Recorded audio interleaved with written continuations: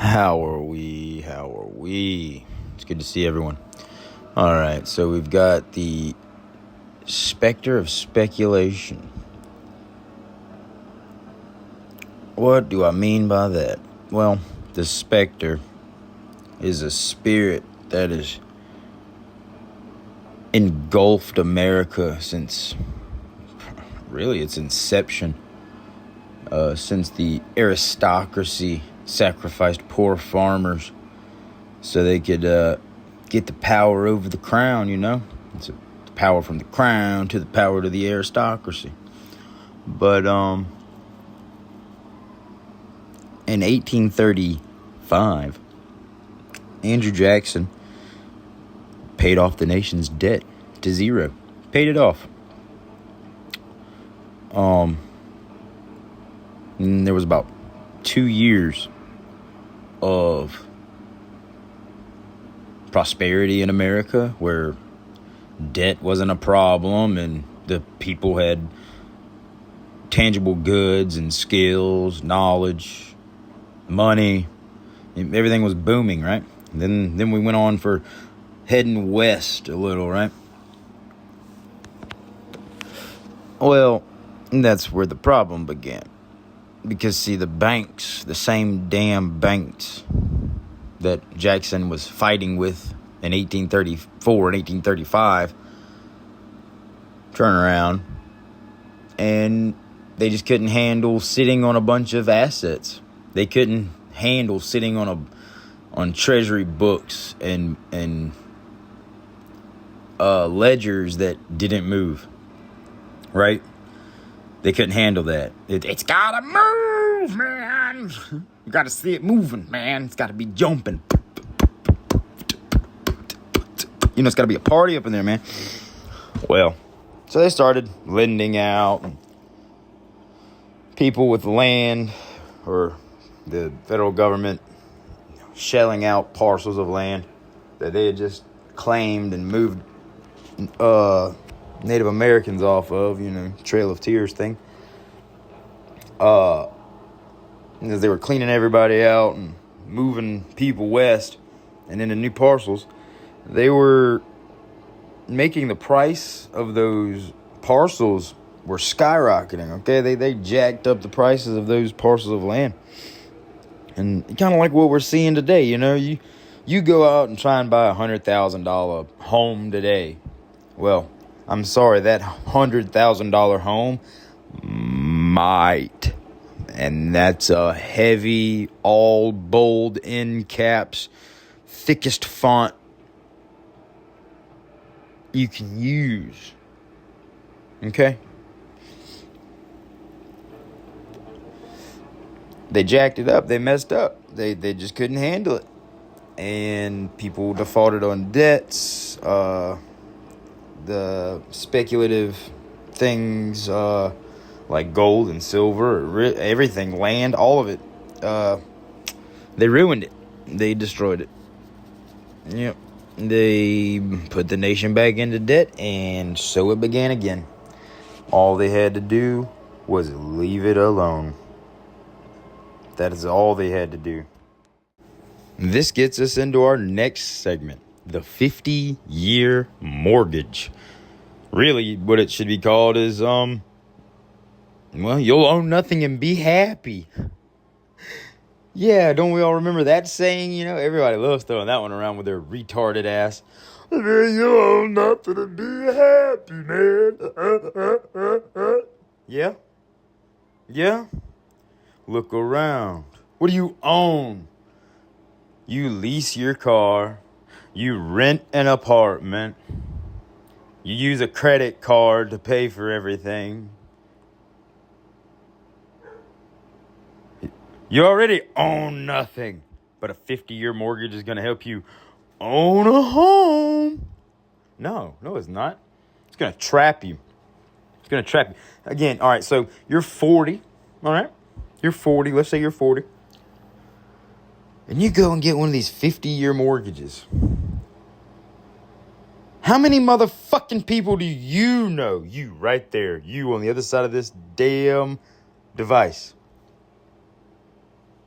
Do you know anybody that's 90? 1, 2, maybe you can count 10. Maybe. Congratulations. But come on. Let's be honest. How many people do we know that are 90? And they say the life expectancy is getting larger, right? Or is growing, right? We're living longer, right? Well, I'm sorry. Nobody I know that's old has lived past 80 in the past 20 years. So, what? What happened to 25 years ago? They were dying at 100. Oh. Well, sorry. That doesn't matter about mortgage, does it? China does the same thing. What? Yeah, China does the same thing. Welcome to it. The United States of China. Yeah, and that's a one world government, baby. The what? No, man, you need to wear a tinfoil hat. No, you need to take yours off and fucking read, my man, my lady. Something. A little child brain. Little adolescent made fuck. Okay? The adolescencing of America. You should fucking look into that too. But we're not gonna talk about. We're here to bring some facts, right? China has a leasing system where the Chinese people can lease lands for, what is it? I believe it starts at 25 years. So, and it's from 25 years up to 120 years, to 120 years. Americans that want to go over and start businesses in China and all, you hear that all the time. We're going to take our businesses to China. It's cheaper. Well, they're really screwing themselves because they have to get stuck in a lease no less than 75 years. China, the state, the government owns the buildings. It owns the facilities. It owns the parking lot. It owns the machines.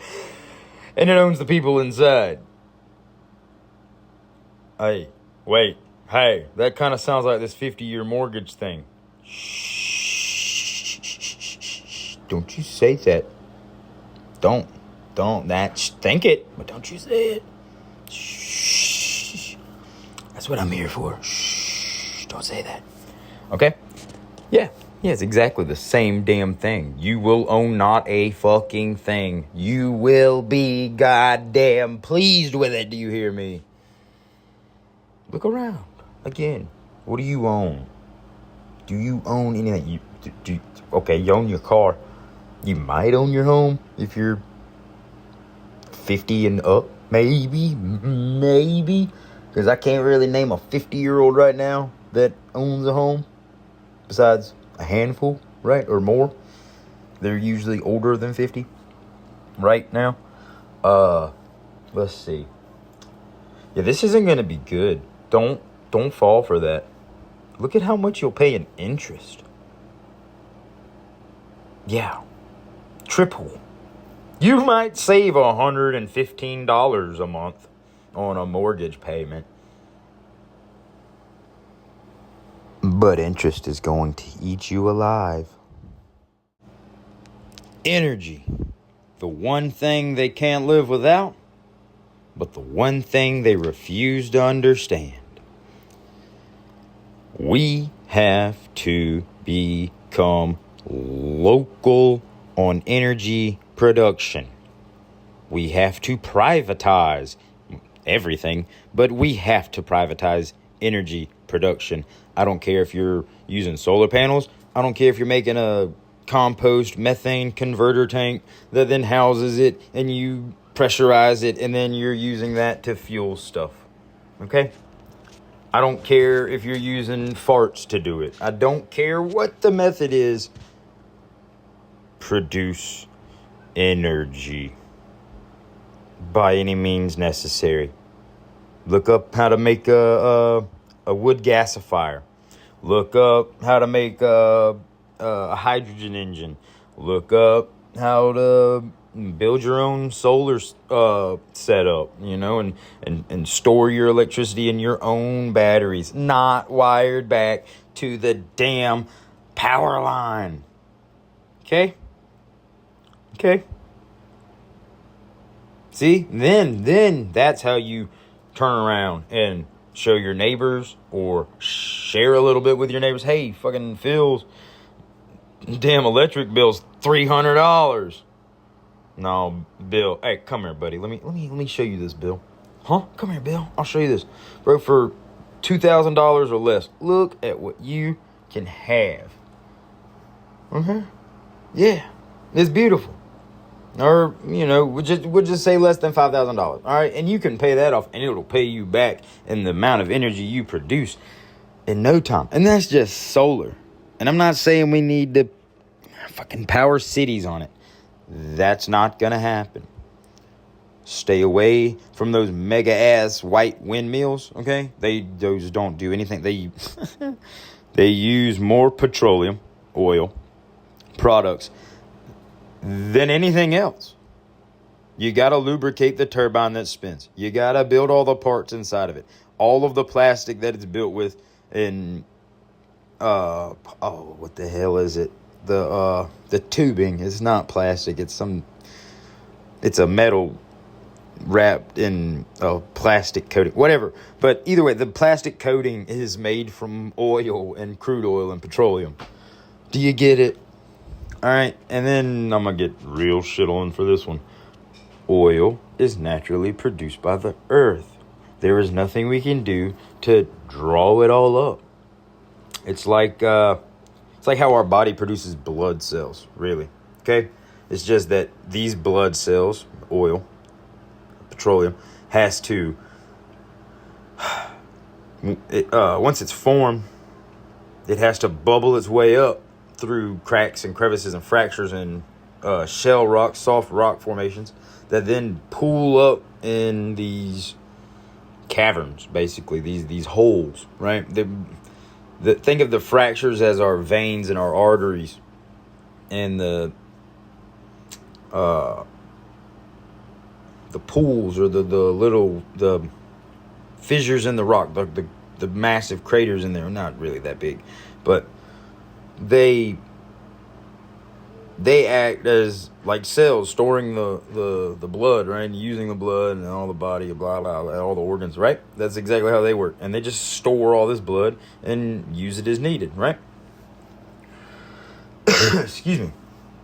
Well, we tap into that, fracking, whatever, and we extract that oil out. And we pump it out, clean it, refine it, barrel it, store it, distribute it, blah, blah, blah, make fuel with it, blah, blah, blah, blah, heat homes with it, blah, blah, blah. All right. But we're never running out. Ever. We will never run out of oil. Like we humans will never put a damper on this planet. Okay? Okay? We will never hurt this planet. I don't care what they say. Check it. Even Bill Gates admits, yeah, we're done with worrying about climate change.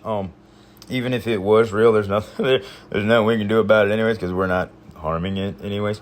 But yeah, I'm moving on to my next scheme. That would be nanotechnology. So he's gone from vaccines to global or climate change, vaccines. Now he's going into nanotechnology. Well, he's not a scientist, so no, but he's one of the biggest donors across the globe.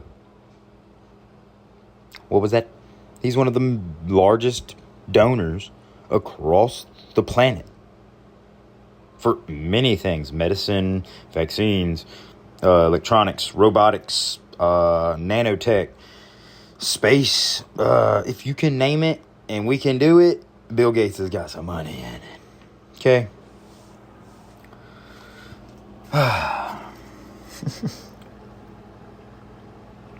Quick sip of coffee. Now, this isn't going to be good for us at all. It is not going to be great. It's going to be terrible. You got to wise up, America, real quick and in a hurry. Oh, sweet glory. It's tariffs. Yeah, let's talk about tariffs. And as I've said will continue to say, and as everybody that's an legitimate and worth their salt as an economist will tell you, tariffs do nothing but harm the end consumer. Who's the end consumer? The consumer buying that gallon of milk, the consumer buying that soybean, the consumer buying that corn, the consumer buying that fuel, the consumer buying that popcorn, the consumer buying that car, the consumer buying that home, the consumer buying that plastic thing, the consumer that buys said item.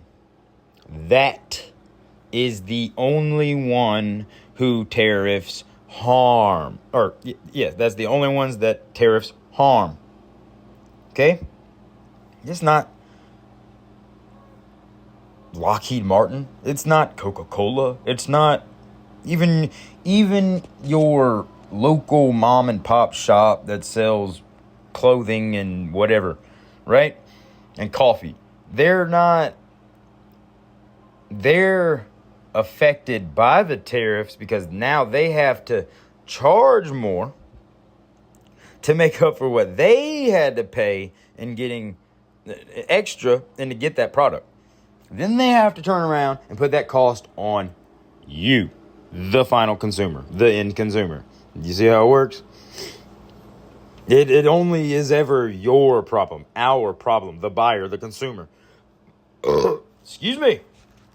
Now, we must not be consumers. We've got to work on that, America. We have to work on producing far more than we consume. Okay? Pay off our debts. Clean up our hands. Keep our lives situated and straight. Stay healthy as best as we can. Keep our head down. Don't go sticking your nose in everybody's damn business how you get shot in the face. Just leave people alone. Do you leave me alone? I'll leave you alone. But produce something. We don't all have to be wage slaves now. We don't all have to clock in, clock out, clock in, clock out. Oh, wait. You don't clock in, clock out? Huh? You don't have a 9 to 5? What do you mean you don't have a boss?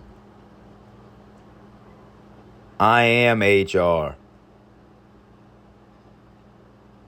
That's both a benefit and a problem. Oh, come on, fucking laugh. It's funny. Woke died October 7th. But seriously, produce something, man. We've got to get back to being goddamn Americans. Americans never laid down and taken it. We've never, time to get on our knees. Old King George said I gotta put it in my mouth. I got to eat tonight. No. And neither has my blood. Damn, I know my heritage. And my heritage since before leaving England. Oh God, he's got his white privilege. I've had to fight for everything I've got, okay? And so do you, because we're Americans. Each and every one of us. Doesn't matter our skin tone, doesn't matter our dialect, doesn't matter our fucking... he's got a little southern twang in his voice. He's got a very uptown, upbeat, sophisticated tone to him. No, hey, come on now. We've got to stop that crap. Yeah, you're different than me. All right, cool. You're gayer than me. I'm straighter than you. You're more colored haired than me. That's fine. That's what makes us America. The great melting pot. We should be able to come together as from all over the world and to come here and to make a better life. My family did after being persecuted since, from what I can track back, the 1600s. Or, excuse me, the 1500s, the mid-1500s, like 1520. And then flee out of there because, they're coming to kill you. Like, tomorrow, right now, tomorrow, they're going to come through the door and they're going to kill me, my wife, and my children. That's exactly what was going on. So they fled. They left. They went to America. Later, when Britain made the colony. Or the colony, excuse me. And they landed in Newfoundland. And then they went to Quebec, and the damn orange men and the Brits come after them there. After they armed an entire town. I was like, no, there's this thing called liberty. Like freedom and just like you being a person. Like just live and really do what you want to do. Just leave other people alone. And fuck the government. Yeah, they didn't like that. No. So they come beating on the door. My family fled out the back. Fled out to New York, Albany, and Buffalo. And then World War II showed up later on down the road, a couple centuries. Like a century or two later. Because this would put us, once they got into New York, that was the late 1700s. America was already a nation, and the revolution had already happened, and the aristocrats had already put up the poor farmer to die. And made a life there in Albany and Buffalo. And then World War II occurred. My great-grandfather said, fuck this, I'm watching my brothers and sisters starve. I'm watching my siblings starve. Mom can't feed us all. Fuck this. At 16, went and joined the Navy. And Navy, and was put on a merchant vessel and went to Europe, where he later lost a lung, come back, ended up in Charleston, South Carolina, and that's where my family picked up. And it's been nothing but hippies and rebels since my grandfather, since my great-grandfather's son. But we got to get back to that, America. We got to get back to producing something, having that fight-inness of, hell no, this is mine, and I will die for it. Okay? I'm not saying we got to go die in foreign wars. Hell no. Stop that. Please, for the love of fucking God. If you're a Christian, stop sending your kids to die in war. We defend home at home. Okay? That's simple. I don't give a shit. What about 9/11? What about weapons of mass destruction? What about shut the fuck up? How about that? What about defending fucking home at home? That's how it works. We've got 2 giant ass oceans. We've got too many Americans with fucking guns. That's not a problem. I wish we had more than too many Americans with guns.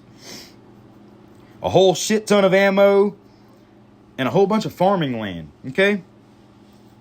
Russia doesn't want to invade us. China doesn't want to invade. I mean, they all work together anyways. What you're seeing every day play out in front of you is just the managerial class. And they don't do shit. They have, oh my God. They're like Elon and they've got billions of dollars. Okay. But the Saudis have trillions. Welcome to billionaire, Elon. You are the millionaire of the trillionaires. You're a fucking nobody.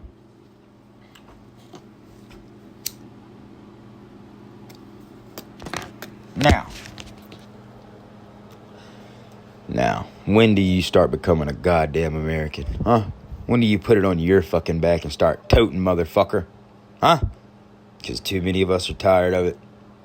We've been toting, and we've been talking and showing, building and building parallel systems, and nobody gives a shit.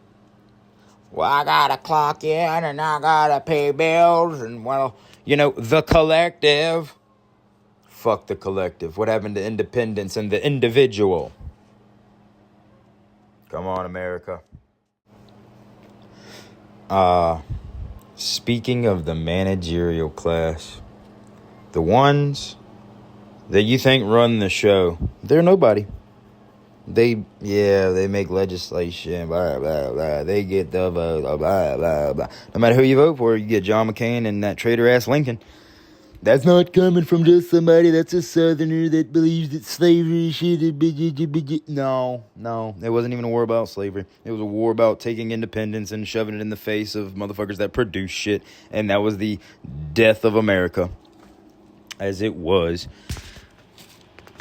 And then you get a bunch of motherfuckers that wear ties and suits and, well, they've got a pen and they take, and they listen to their constituents and they take funding and they make legislation and they pass it and then... Shut up. No. Stop. Well, what about we got to vote for Donald Trump? Donald Trump. Oh, look, we got whoever the fucking Democrats put up. No, man, stop that, please. Please stop that. Left, right, this side, that side. No.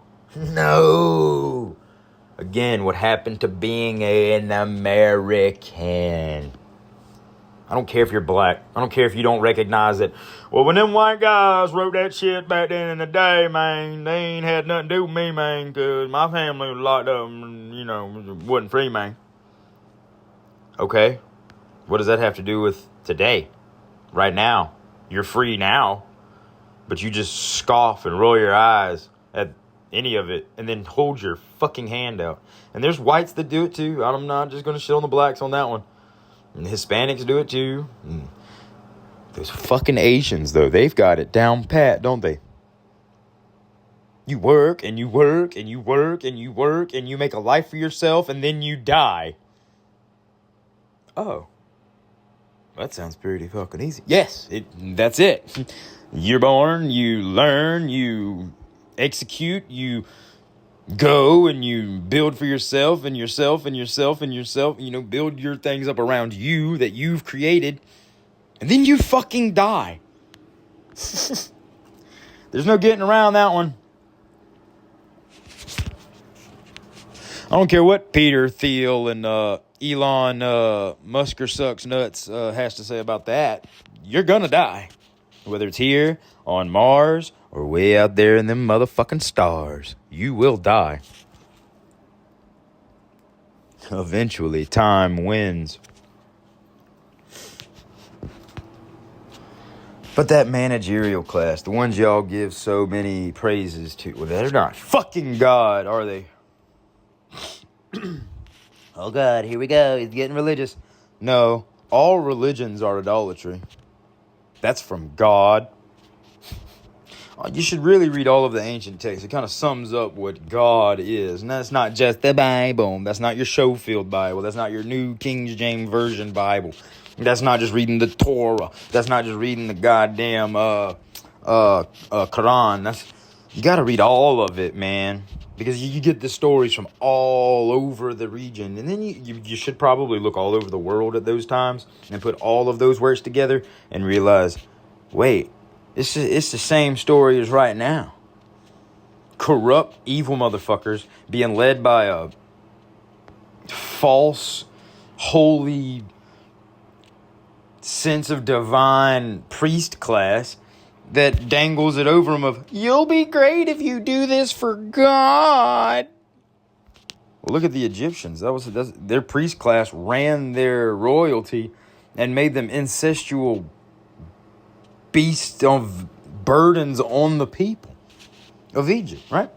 Look all around the world, it's the same damn thing. It's the same thing right now in America.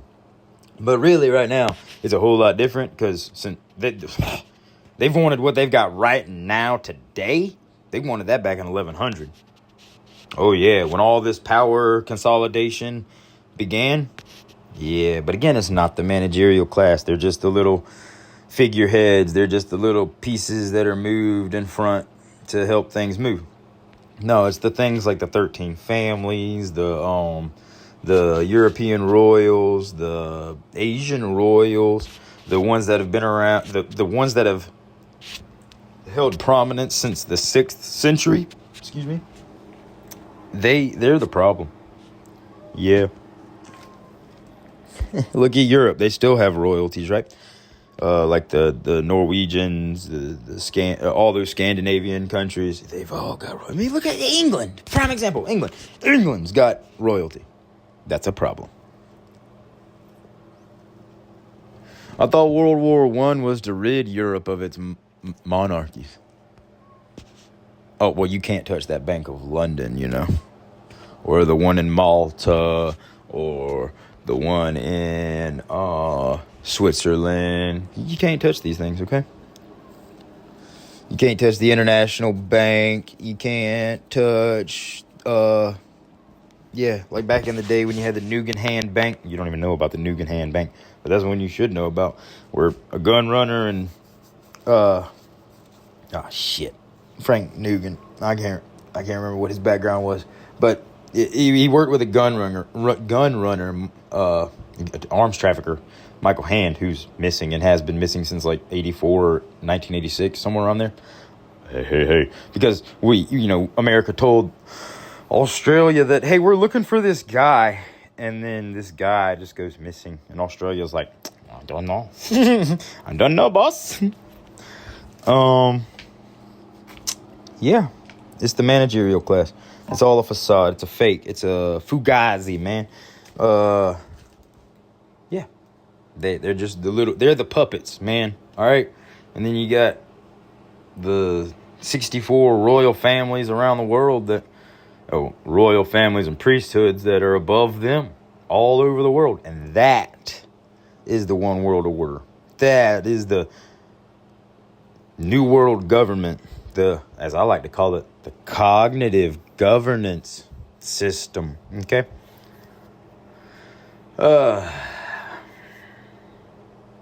It's not blaming the immigrants. It's not blaming your neighbor. It's blaming the managerial class and the ones that fund them. This is not Israel. This is not the Jews. This is not just the Zionists. This isn't just the Sauds. This isn't just the whatever Canadian royal or Brit royal. What? No, it's all of it. It's all 64 royal and papal bloodlines, okay? All right.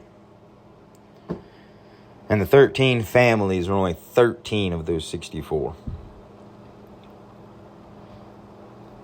Know that. Okay, there's 8 billion people on this planet, and there's 64 families that run it all. Yep. So when do you start becoming a goddamn American?